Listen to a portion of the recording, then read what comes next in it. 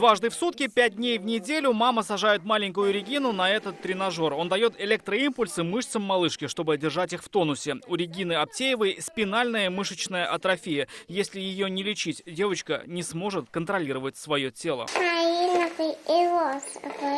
Хотя сама Регина пока об этом не думает. Как и все маленькие девочки, она любит рисовать, куклы и косметику. А еще регулярно ходит на лечебную физкультуру в реабилитационный центр. Но этого мало. Для поддержания ее здоровья нужен дорогостоящий препарат Спинраза. Годовой курс применения Спинраза это обозначает 6 уколов нужно в год применять. Это стоит 45 миллионов на наши деньги, 750 тысяч евро. Резиду Аптееву знает уже вся республика. Когда этого лекарства не было в России, их семья объявляла сбор средств, чтобы купить его за рубежом. Потом они и еще несколько российских семей попали в американскую программу фармкомпании, выпускающей Спинраза. Программа завершилась, а лекарство требовалось. Тогда Аптеевы обратились в Минздрав. Пошли суды, одиночные пикеты, обращение к министру. Председатель принял решение, его резолюции. Ну, мне не важно, кто есть, я борюсь за Я согласен.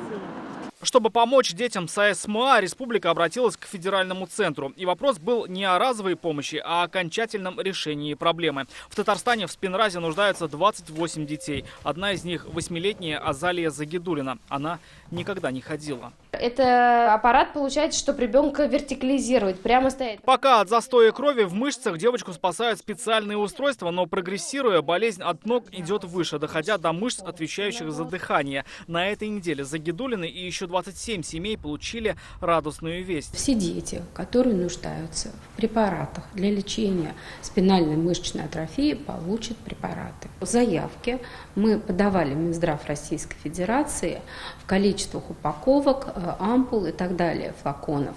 И никакого ограничения по сумме не было и нет.